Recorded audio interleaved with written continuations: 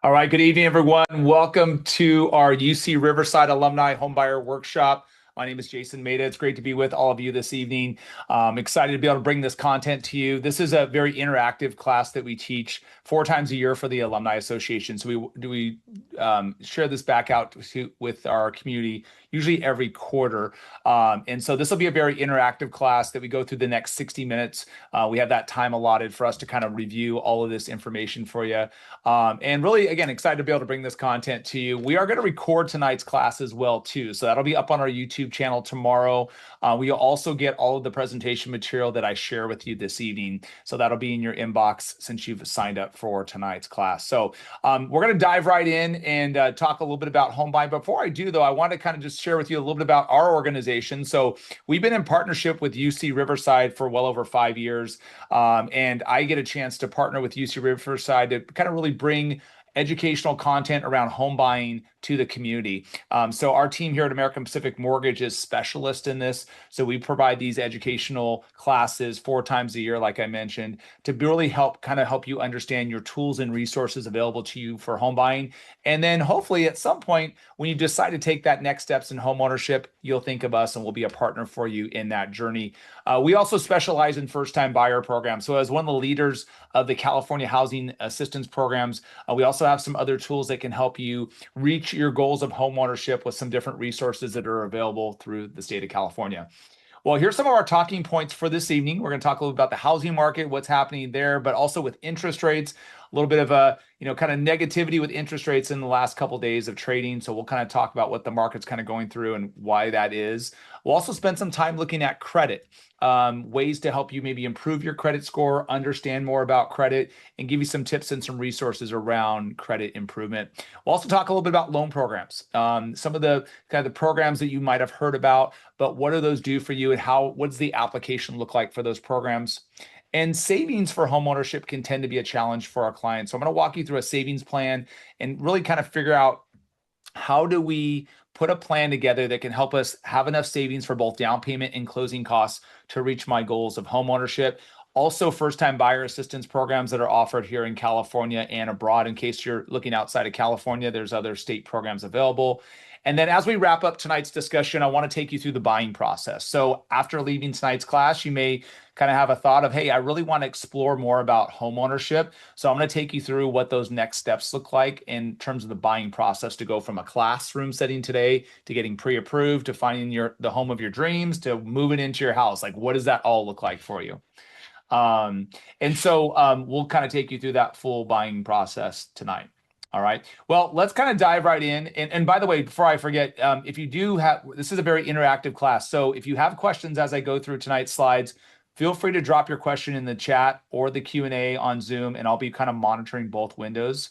And then I'll be able to kind of take you through some of those questions. I'll share those back, but I'll also carve out some time, I should say, later on in tonight's class to go through any questions that you guys have towards the latter part of our session together. All right. Well, as we think about home ownership, we have to kind of ask ourselves, does it make sense for me? Am I in the financial position to be able to purchase? And I think if the answer is yes, that I think I'm there, then we have to look at what is the upside of owning a home.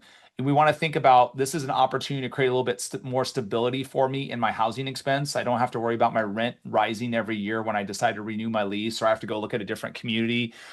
This is an asset that should grow over time. It's an opportunity to create wealth for you and your family. As your home goes up in value, that's called appreciation. And then as you pay down your mortgage, you decrease the mortgage balance. The difference between your home value and your existing mortgage balance is called home equity. For most of us that are current homeowners, it's probably our number one asset we have, and it really has an opportunity to create generational wealth for families. A lot of future home buyers forget about a really important element too in home ownership, which is the tax benefits, potential tax deductibility of interest that comes along with owning a home. So as we build plans for clients in home ownership, we always try to encourage them to think really more beyond home ownership. Like, what are some of the elements that are going to really help me go to the next level in my financial situation? And so to kind of help frame that up for you, I thought I would share with you one of our calculators or tools that's available to our clients. And it's called our rent versus buying calculator. It's a great way to launch into our discussion tonight because we can take a look at a projected home mortgage scenario versus an existing rent situation and say, hey, what's the upside look like for me if I decide to purchase a home? So this is what that calculator looks like. And beyond this calculator, we have some other great tools like our affordability tool, refinancing for homeowners that are thinking about refinancing and dropping their interest rate to a lower level. Probably not happening a lot right now. And there's just our basic payment calculator. So I encourage you to kind of check those out after tonight's class. Here's what the rent versus buying calculator looks like. So let's say in this home ownership section, I'm going to buy a house for $600,000. I'm going to put 3% down, which is actually the minimum down payment for a conventional loan. And we'll talk more about that in our product segment a little bit later tonight. We also want to assume that, okay, there's a 97% loan amount that I'll have to take out. So if I'm putting 3% down, that means I'm financing 97% of the purchase price. We have an average interest rate, the term of my loan, which for most of our first-time buyers is going to be a 30-year fixed mortgage. The date at which I'm going to purchase my home. So obviously this is not in May. So we'll kind of fast forward. Let's say we're going to buy in October. That won't really move the needle on our expense or our calculator, but we'll just project out for buying in October. Now, when we purchase a home and put less than 20% down to buy a home, we're going to have a thing called mortgage insurance. And we have a separate segment on that tonight. But mortgage insurance is going to be in place on a monthly basis. Now, we will talk more about mortgage insurance a bit, but it is based upon your credit score, down payment, and how much you finance. So that's the factor that we use for mortgage insurance. Now we have homeowners insurance, which will vary based upon where we want to buy in the country or the state. Property tax rate. And then if I'm buying a condominium, maybe a townhouse, there might be some HOA dues as part of that property. Now, this is pretty important because these are some of the other assumptions we have to make when we're buying a house. What tax bracket am I in? How much do I think it's going to cost me to keep my home? Selling costs of my home. So eventually, at some point in time, I'm probably going to sell my home. What does the cost of that look like? And then how much is my home going to appreciate on an annual basis? Those are all things that we have to consider in home ownership. And then if on the rent side, what does that look like that I'm spending right now? So in this scenario, we have someone that's paying $27.50 a month in rent. They have renter's insurance that you can see here. And then the assumption that their rent will go up. I'm actually going to say 3% per year. I think that's more of a reasonable number. So with these inputs, what we get back is a break-even point, which basically says, hey, if I invest my 3% down payment to buy my house, I have these tax benefits, I have this appreciation. How long is it going to take for me to break even in my home purchase? And right now it would be about a 4-year break even if I'm going to go from $27.50 a month in rent to a $600,000 payment on a home, or $600,000 sales price, and then the equivalent mortgage payment. So that's a 4-year break even. We would at least want you to break even in 4 years or less if you're considering home ownership. Now, the higher my rent is, maybe the lower my purchase price is going to be, that break even starts to get lower and lower and lower. But that's still a good number. We would recommend that for a first-time home buyer. Now, where it gets a little bit more exciting for us as future homeowners is like, how is my home going to appreciate over time? Well, 4 years is my break-even point. Well, let's kind of project out to 10 years. What does that look like? At 10 years, now I'm $135,000 ahead by being a homeowner versus a renter. And I can't tell you how many times I've had future or clients that I'm working with have said, hey, I wish I bought when, whether that was 2019 or 2022, because they've seen homes continually go up in their local community. So that really is where the opportunity lies for us to be able to say, hey, I get into home ownership. This is what my future investment looks like. And of course, your equity, as we just mentioned, would go up to about $311,000. So everyone's situation is a little bit different, but I really think that's a great tool to help frame up home ownership. So oftentimes when I meet with clients, we're just looking at just kind of the straight up and down rent payment versus the mortgage payment. And I think we forget about all the elements that make up the benefits of home ownership: equity appreciation, tax benefits, obviously stability in your payment. We forget about those things. So I think when we can kind of frame things up in a rent versus buying calculator like that, hopefully it kind of makes a little bit more sense for us as we're considering home ownership. Now, as we're thinking about what our entry point looks like to home ownership, what the housing market is doing is going to play a big part of that. And it's interesting right now, we're seeing some homes stay on the market a little bit longer. We're seeing some sellers that are a little bit more flexible in negotiations. So that's encouraging. You can see in the Riverside housing market, and I know not all of our class is looking in Riverside, but we'll use this as kind of our discussion slide, is that, we're seeing homes on the market just over 35 days. That's down a little bit year over year, but I think if we were to look in LA County, San Bernardino, Orange, San Diego, some homes are overpriced and they're staying on the market longer, or they're coming back once they've been in negotiations with a buyer and the sellers are being willing to give credits to the buyers. So we're seeing more concessions from sellers, whether that's price reduction or seller credits towards buyer closing costs. And then you can see the price points have kind of lifted a little bit in Riverside. A lot of that is just kind of being driven out of maybe some buyers are having to go east, be able to get better affordability. Most of our first-time buyers are looking at more of the inland areas just because of the affordability challenges that we see across the market, for example, in the LA County markets. What does our forecast look like for 26? Well, nationally, we're thinking this year is going to be a little bit of a reset. I know we've had a lot of challenges this year and from a global perspective, and we still have that even today. So we expected buying to be a little bit more affordable this year with rates kind of sliding, but of course, the conflict in the Middle East arose, and we thought that had subsided, but now it looks like it's back on. And so it's really creating a lot of volatility in the markets and some unpredictability that we face in interest rates. Price growth is expected to be modest, so we're not expecting homes to go up huge in value. And even some markets, we're starting to see a little bit of declines.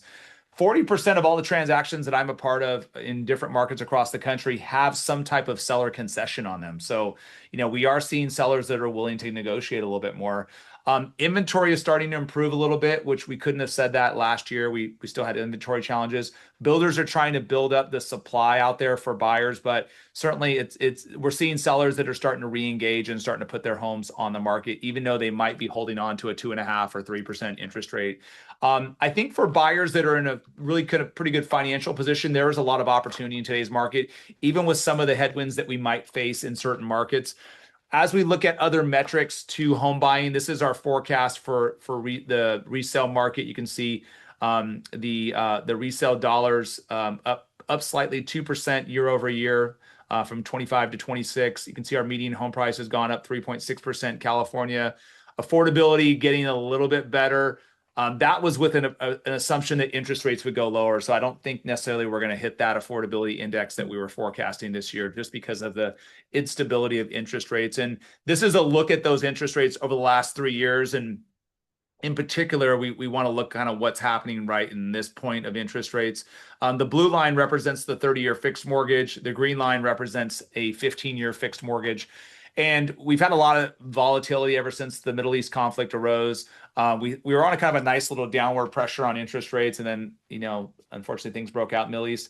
Well, that subsided with the peace treaty. But in the last couple of days, we've seen that kind of start to unravel with some attacks, what I've seen in the Strait of Hormuz. And so the peace treaty could be kind of off again now. And so that's really kind of putting a damper in the markets right now. We've seen interest rates start to rise a little bit more. And so you saw in our example earlier at 6.6%, whereas we were kind of making a nice little trend. Oil prices were starting to drop lower. Interest rates were starting to improve. And now we might be back going the other way again. So it's something that we're obviously monitoring for our clients, especially those who are in escrow right now, because there is some strategy to making sure we can time the interest rates properly for our clients. Interest rates change by the day, throughout the trading day, I should say, during the financial trading day. So it opens up at 6 a.m. Pacific time. It closes at 2 p.m. Pacific time. In the span of that time frame, rates can go up and down during the course of trading.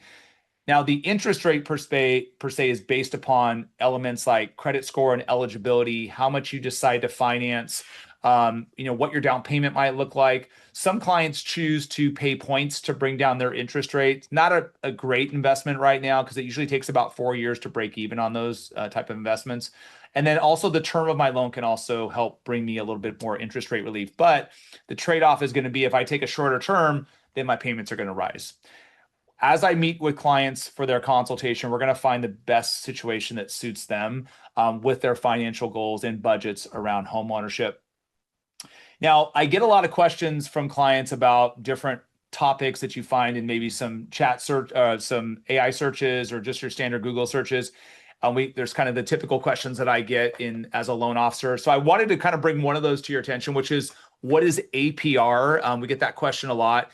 APR stands for annual percentage rate. Now, it's different from the actual interest rate because APR includes interest rates, points, fees and charges associated with your financing. So APR is basically showing your cost of your financing as a percentage in the first 12 months of your loan. So you can see an example we have on screen where, the interest rate might look great, but if we look at the APR, there's a larger spread in lender B versus lender A, and the reason for that is this difference in cost. So if your prepaid, or sorry, not your prepaid items, but your APR related items are higher, then that's going to push the APR to a higher position. So I share that with you because when you look at rates online, they might look a certain way, but when you bake in the cost structure, like this we see here at $8,200 in fees versus $3,500, that is where we want to say, hey, that doesn't necessarily look right. And as a consumer, we want to be aware of that, that they're charging more fees to get to the same assumption around interest rate. Okay, so that's APR. Interest rate will influence your monthly payment. APR is a function of what your costs look like for that financing structure. Now, one of the things that goes into what your interest rate looks like, as well as the type of product you elect, and mortgage insurance is credit. So we're going to talk a little bit about credit now. I want to share with you some of the minimum credit score guidelines for some of the products, which we will talk about later in tonight's discussion.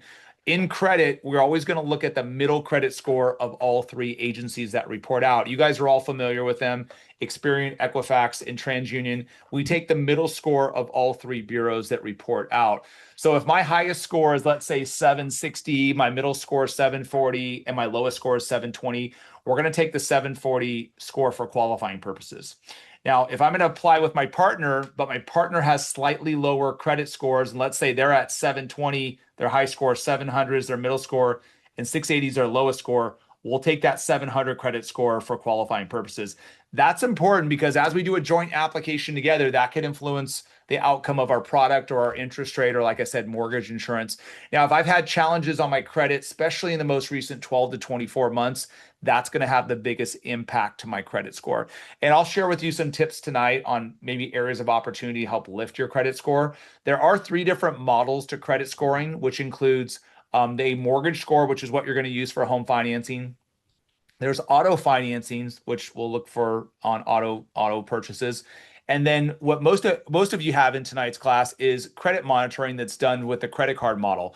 So if Credit Karma shows that you're at 760, maybe your mortgage score might be 755 or 750 or maybe 780.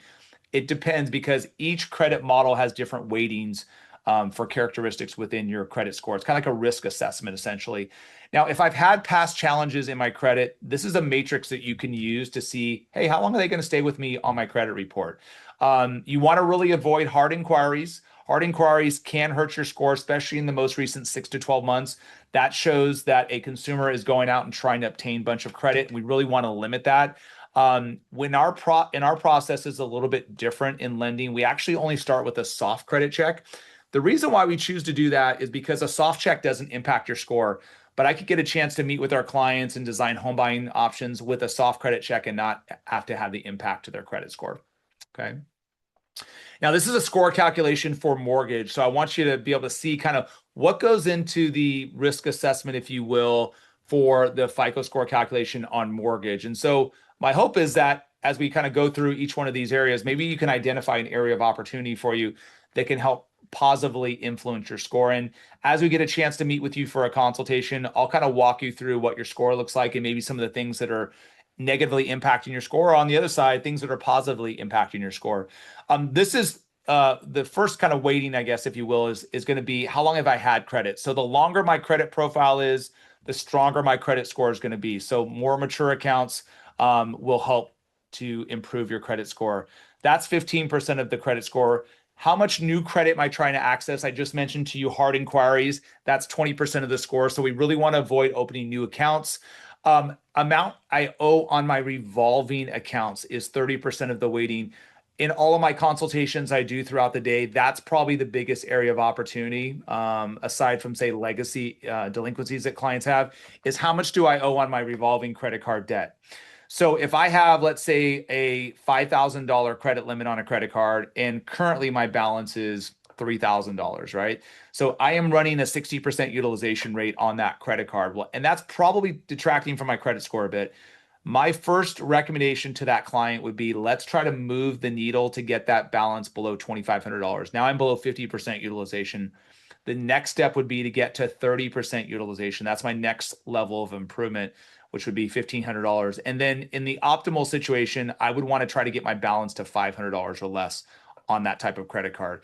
Now, one way to manage your credit card debt is to manage through the billing statement dates, because what happens is on a billing statement date is when the credit card issuer closes out your previous 30-day activity.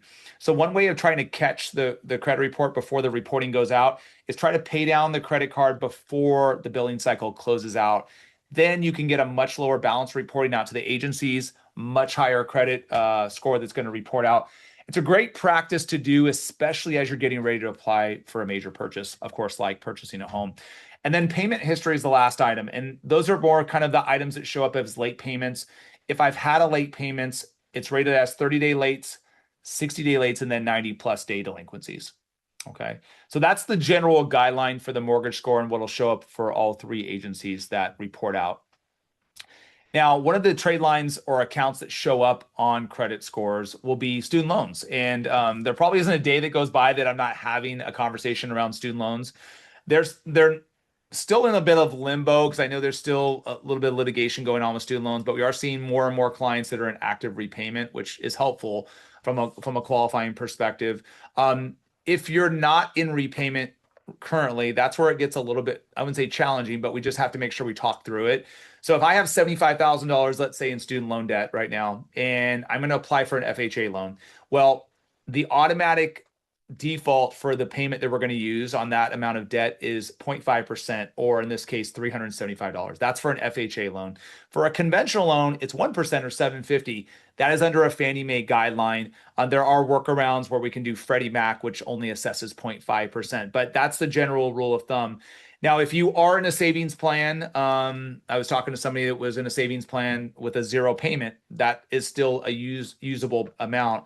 If I'm in a zero payment right now, we can use that for qualifying. But let's say in this example, now I'm at a $75,000 level of student loans, but I'm paying $250 per month. That's the amount that we would use for qualifying purposes. Now, if you're back in school and you're taking a deferment on your student loans, or you're in forbearance, whatever the case may be, in that case, then we have to default to this percentage of total debt scenario that I walked you through, because that's what we have to use. If you're in a public position, so you have the public forgiveness program where you have a 10-year allotment of forgiveness, if you're not making payments on that loan, then we still have to count some payment into the qualifying, even though it'll be forgiven at some, down 10 years down the road. All right. So that's kind of what student loans look like. We'll have that conversation with you as part of your consultation. So you're going to understand, how do student loans play in the role of my qualifying for home financing. Now, the reason why we have to go through those discussions in student loans is because every loan program has guidelines that are attached to it, ways that we have to view the qualifying for the clients that we serve. And so I want to give you kind of a 10,000-foot look at some of these programs. Many of the language that you're going to hear, the terminology, I should say, you've probably seen it online, but I want to kind of give you a little bit of a high-level look at these products. The first one is a conventional loan that's elected for clients that, as first-time buyers, are going to put a minimum down payment of 3%. And with a conventional loan, that falls under the guidelines of Fannie Mae and Freddie Mac. You heard me mention them just a little while ago. They set the conforming loan limit every year. Right around September, October, we'll start publishing that limit. This year, it's $832,750. But we can stretch those products up to higher loan amounts, $1.2 million in LA County or Orange. But the minimum down payment will jump from 3% to 5%. The FHA loan stands for the Federal Housing Administration. That is a government insured loan. And with that product, it has a minimum down payment of 3.5%, a little more flexibility in qualifying in FICO score requirements. And then the maximum loan amount will vary based upon the county that you decide to purchase at. Both the FHA loan and then the product below it, USDA, are all government insured loans. USDA stands for the United States Department of Agriculture. It is designed to help clients that want to purchase in more remote areas. The benefit there is there's a zero down payment option. And then that loan amount will also be set by the county that you're going to purchase in.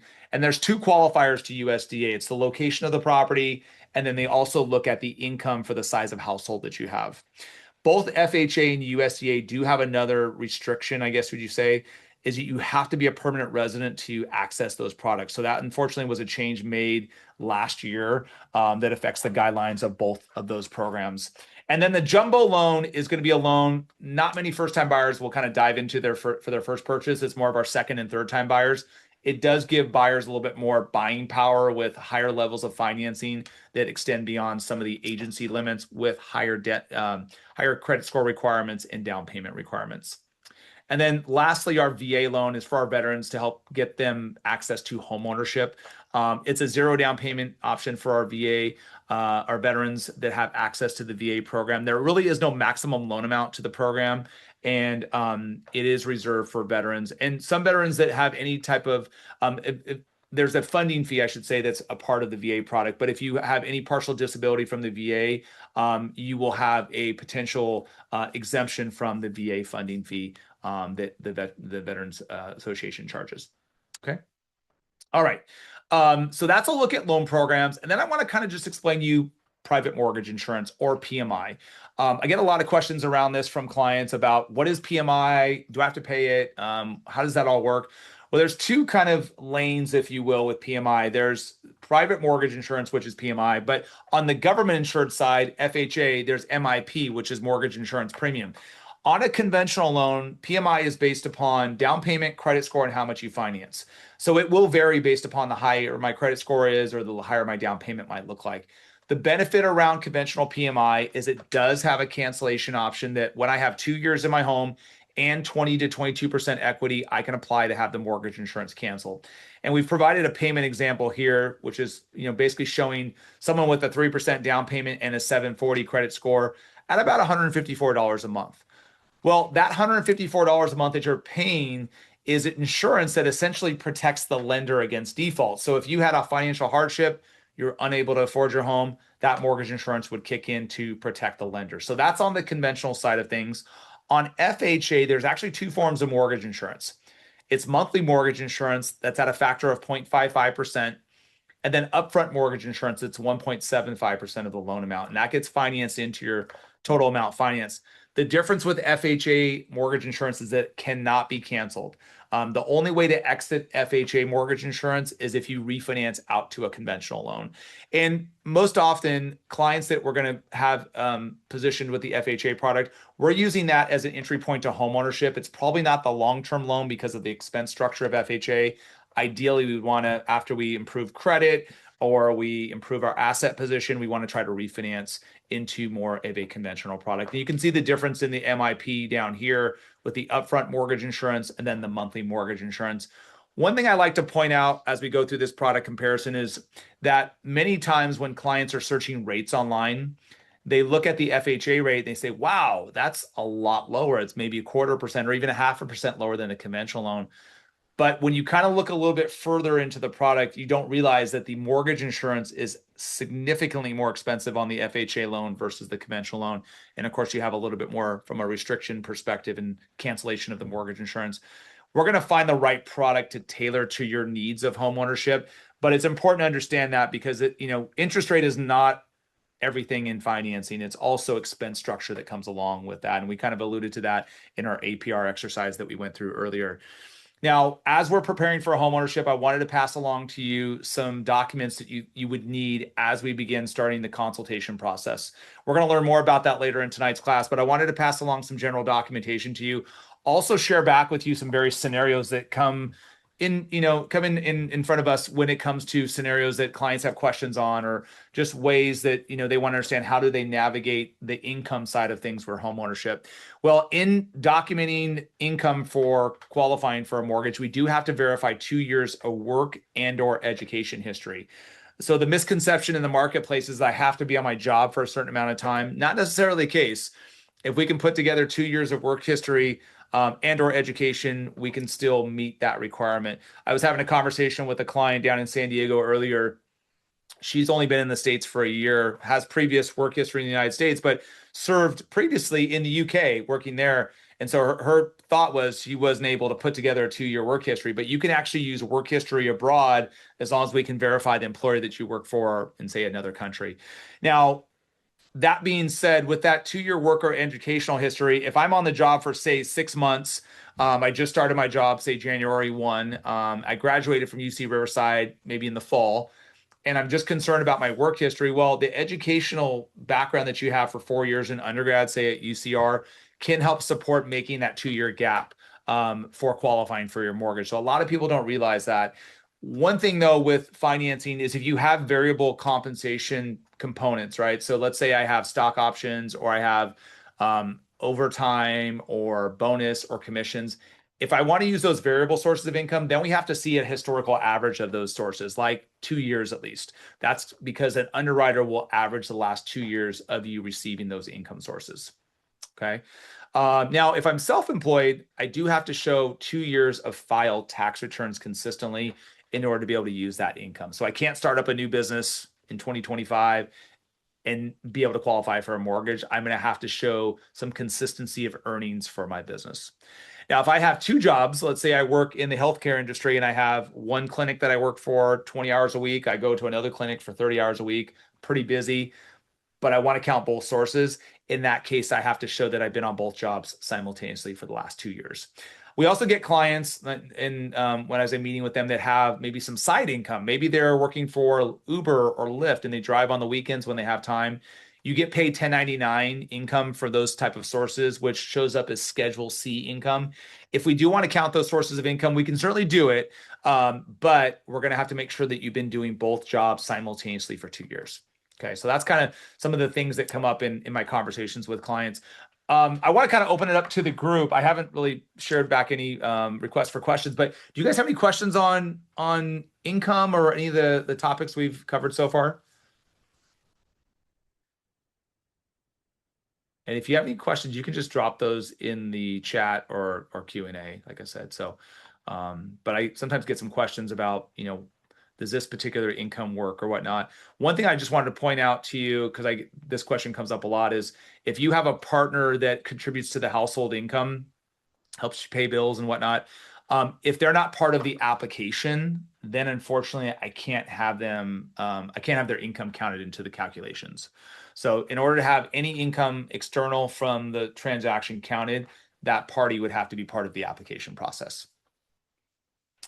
All right, we're going to stay with that same theme of income. I want to take you through one of our calculations we do in lending. It's called debt to income ratio. And I was working through an exercise on this with a client earlier today. It looks at your current expenses that you have today, credit cards, personal loans, auto loans, along with your housing expense, the principal and interest of my loan, what my property taxes look like for that respective house, PMI, that mortgage insurance we just had a discussion around. Maybe I'm buying a condominium or a townhouse, HOA fees would get added in. So that all gets kind of baked into a total expense structure for me as a home buyer, right? And then we take that versus our pre-tax or gross monthly income, if I'm assuming I'm a W-2 wage earner. We've provided an example here on screen, which is someone that's going to have about $3,000 in total debt, and they're making $8,500 a month. And the debt to income ratio tells us for this scenario here is that person has 35.3% of their pre-tax income that's going to go out to those expenses that they have today versus the projected expenses of housing. And the guidelines that we lend to will generally allow us to have someone have a debt to income ratio to 45, even as high as 50%. So that's the highest we can go to.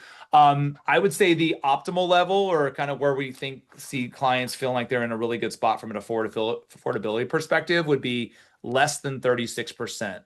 33 to 36%, I'd say probably is a sweet spot. So, but again, we can go higher in debt to income ratio from qualifying, but it's really important for us as we're designing financial options for clients is we want to hit the mark from an affordability perspective. So some of the conversations I'm going to have with you centers around like, what's the budget need to look like? I'm here today from a rent perspective. I'm paying $2,500 a month in rent.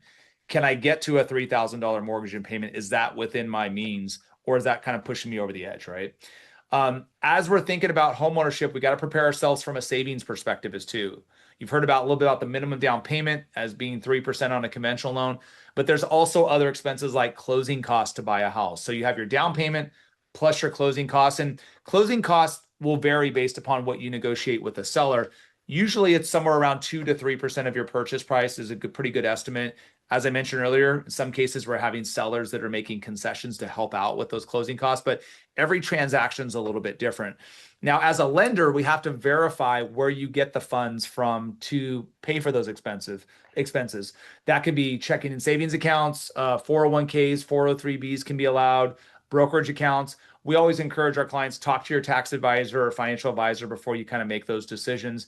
Gift funds can also be used in homeownership, and that's where a family member is contributing towards your home purchase. Cash is not acceptable from a donor. Cash isn't acceptable in any situation. Everything has to be paper trail through financial institutions. Now, savings for homeownership to get enough resources behind me for down payment and closing costs can be one of the biggest challenges for homeownership. So one of the things we like to do during a consultation, if that is one of your challenges, is to talk about a really simple savings plan. And it looks like this.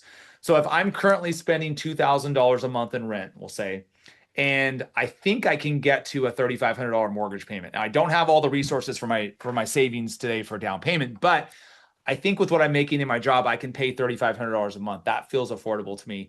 What I would coach our client to is that from a savings perspective, let's start saving today like I'm making that $3,500 mortgage payment. So first of the month comes, I send that $2,000 to my landlord. I create the discipline that another $1,500 goes right to my savings account.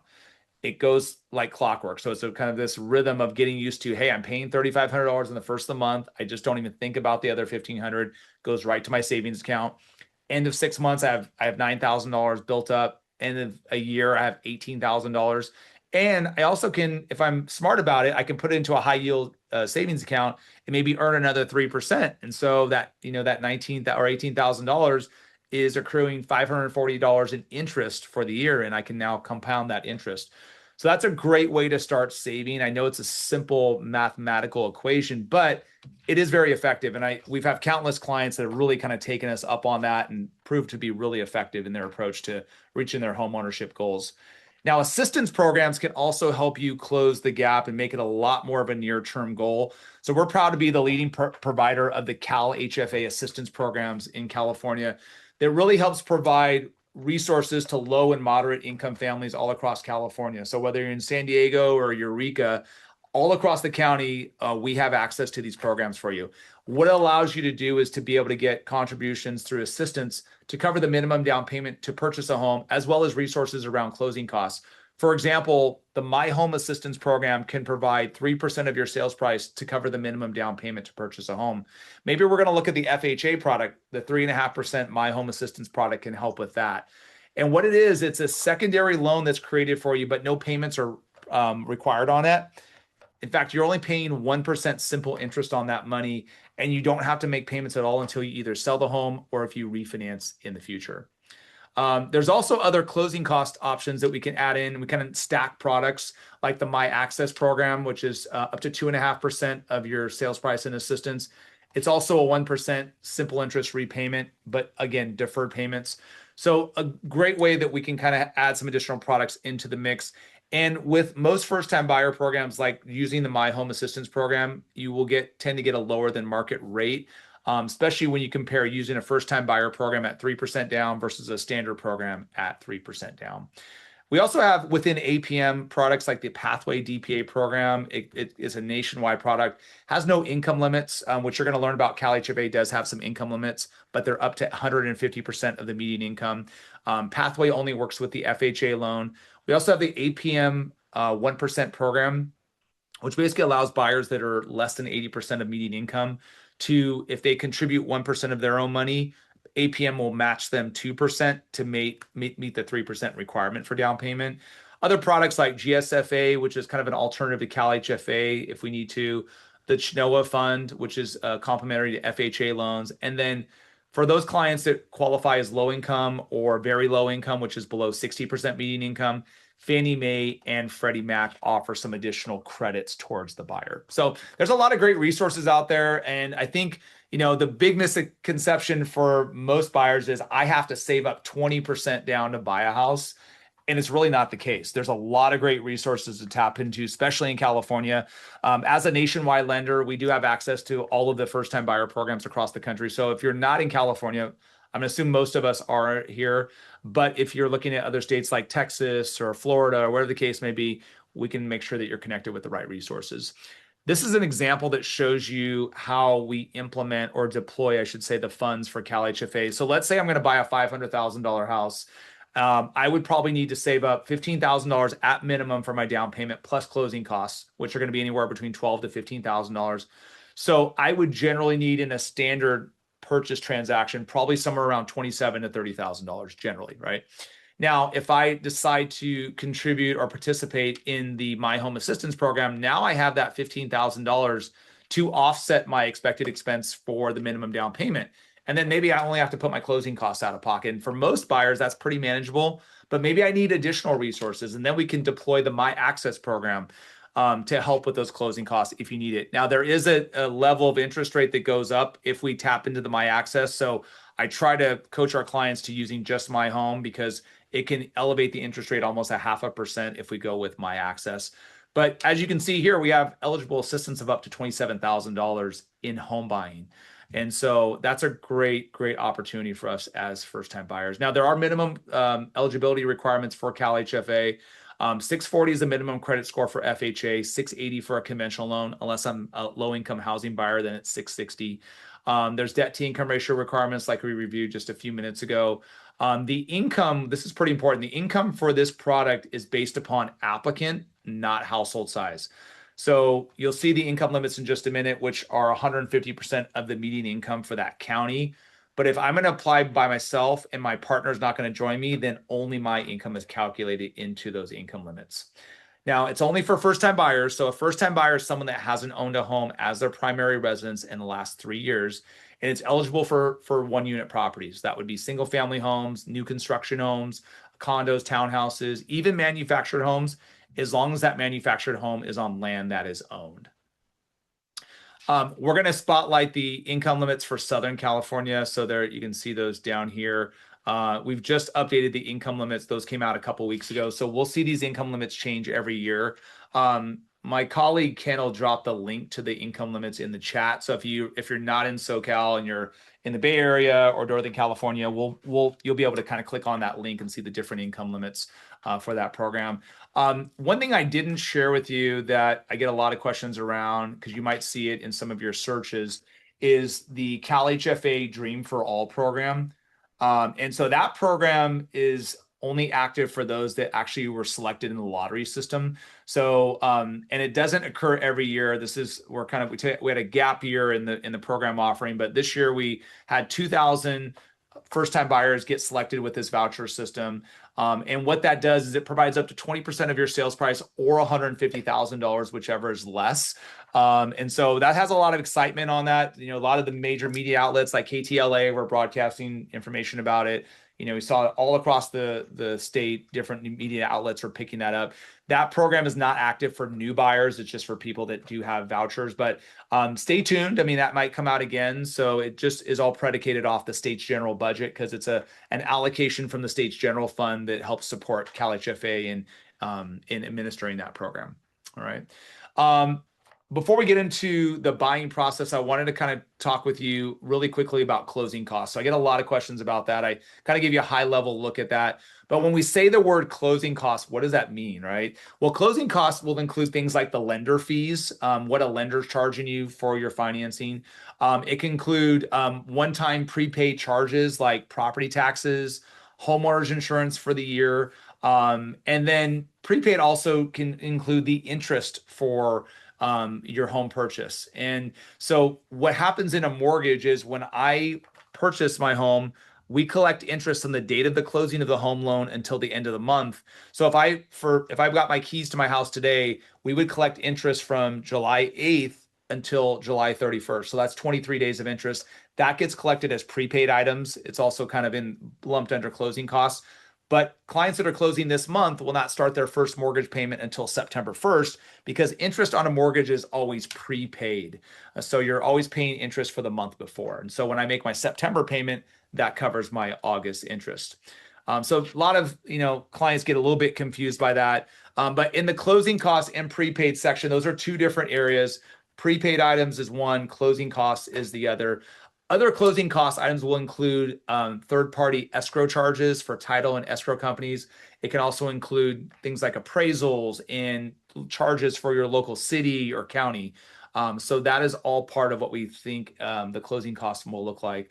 But it will vary based upon where you're buying, the type of loan, and ultimately what you negotiate with the seller. So there's not like this straight line of this is what closing costs are going to be. It does vary quite a bit. But I think it's fair to say that I think those numbers can be somewhere around the 2 to 3% range. It could be higher in certain cases, especially if you're in a competitive situation with a seller. At the time of pre-approval, we can provide you with estimates through some of our presentation tools. So we can give you a general guideline of what to expect. But what happens is once you go under contract with a seller, then we reach out to the title and escrow company that provides us a list of fees, and we provide you an itemized list of everything that you're going through, and we present that to you in a virtual setting.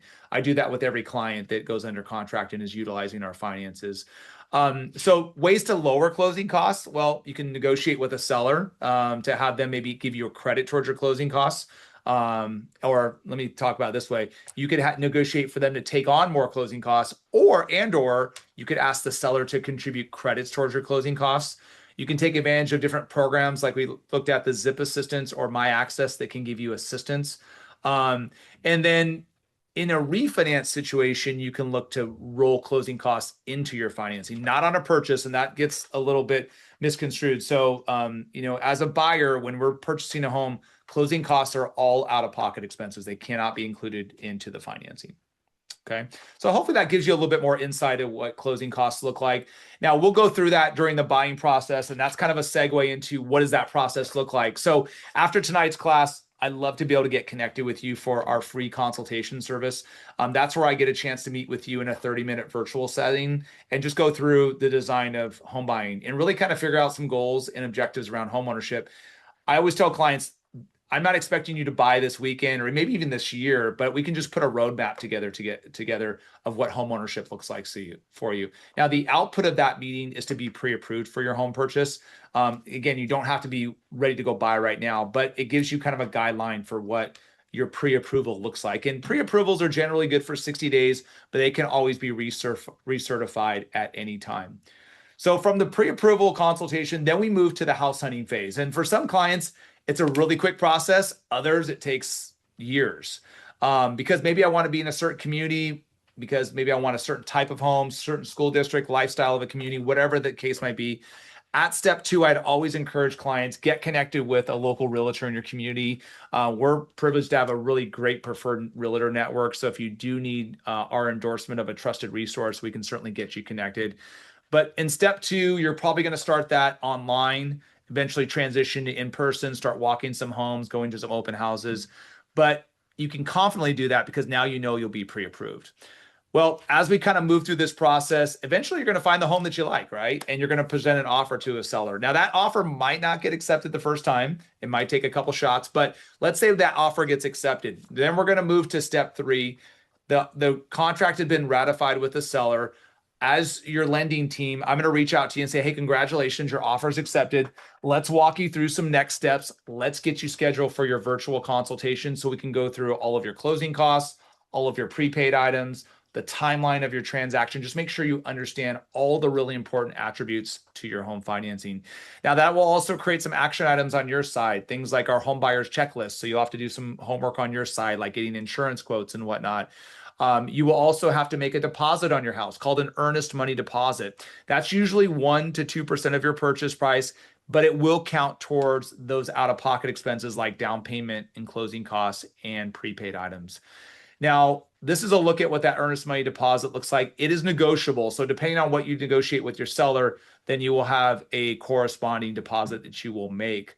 Now, that deposit in most contracts has a protection called a contingency, which in the real estate purchase contract states that I'm going to do some homework on this property before I'm going to be fully all in, meaning that I'm going to have my appraisal done to make sure the house is worth what I'm buying it for from my lender. So I want to make sure that checks out okay. I want to make sure I get my loan approved. And then I also want to get the house inspected. And you have the right as a buyer to have all of those full contingencies. Some buyers may elect to remove some of those contingencies to be more competitive, but those do give you protections within your contract. Usually the contingency can range from as short as 17 days to do my investigations to as long as 17 days, which is standard in the real estate contract. Now, as we move through the process, step 4 is more kind of the verification side of things. We'll verify your employment, we'll verify your assets, make sure our product type is set up. And then at some point, we're going to be locking in your interest rate, and you'll be getting disclosures as part of our in general process. As I mentioned earlier, rates change by the trading day. So as things are happening on Wall Street, those rates can go up and down. So we're going to really coach you through like the timeline or timing, I should say, in locking in your interest rate. Step 5 is going to be the loan approval phase. That's where we've gotten your loan approval back. We've gotten your appraisal back. As long as everything is checking out, everything looks good, we're going to start kind of tying up the loose ends of the financing, issuing you your final disclosures called a closing disclosure.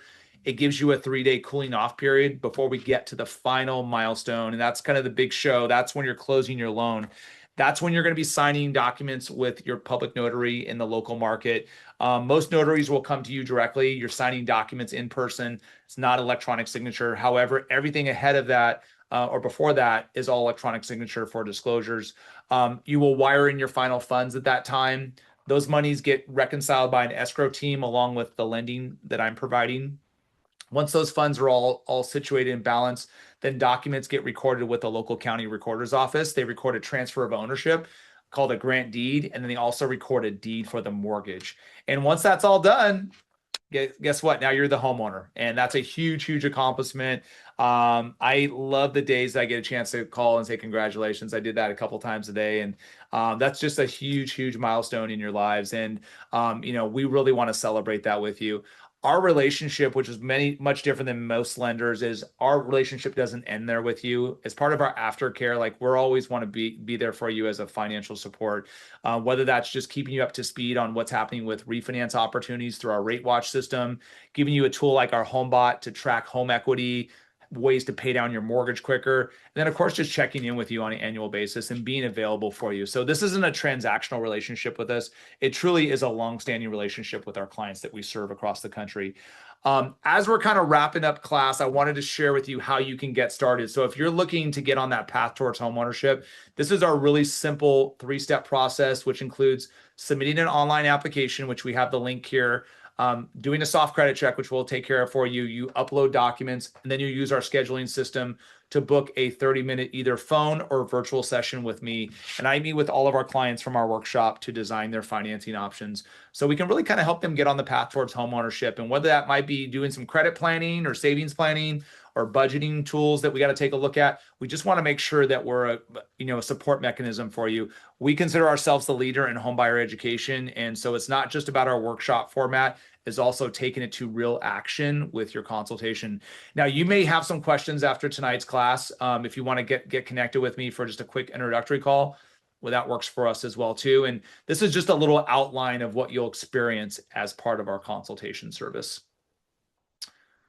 I just wanted to kind of point out technology to you because we obviously leverage and lean into mobile and AI tools to help deliver an exceptional experience to our clients. However, it doesn't change the human touch and element to our business. AI and all the technology that we have at our disposal is great. It creates more efficiency, but this is a big purchase, right? And AI can't replace the human touch of what we need to serve you with and understanding your needs and resources for home ownership. And so that's why we're always connected with our clients. So whether that's a call or a text or just simply saying, hey, how are you doing with the process? We want to make sure we're here for you. So, that's kind of what it looks like in home buying. Now, hopefully you guys got some great takeaways from tonight. I do want to point out, because of our fantastic partnership with UCR alumni, we're also able to pass along some discounts in our credit towards closing costs.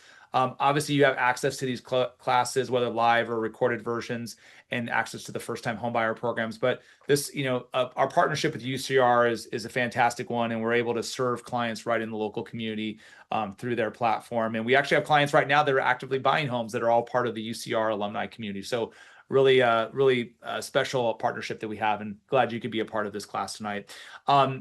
With that said, I'm going to be wrapping up here, but I wanted to just open it up again for questions. And So feel free to drop any questions in the chat or Q&A. I also, again, have my contact information here.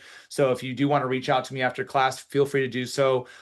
Encourage you to check out some of our socials, whether that's kind of, what we have in posting on our Instagrams, whether that's some of the value add benefits that we show out to our community with different things around home buying. Of course, this class will be uploaded on our YouTube channel, so you can kind of view that back. And we love what our clients say about us in our local communities, whether that's on some of our Google reviews or how people are speaking about us in Reddit communities. So encourage you guys to kind of check that out as well too. We want to make sure that we, do what we say we're going to do in our communities and serving in home ownership. All right. I don't think I have any questions, but you guys have been an attentive group, and I see everybody's pretty stayed online for the entire session. So thank you so much for being part of our class tonight. Hopefully you had a few takeaways that can help you on making that decision towards home buying. And when you do, I'd love to be able to be a partner with you in achieving your goals of home ownership. Have a wonderful evening. I hope you guys have a great rest of the week. I look forward to connecting with you soon.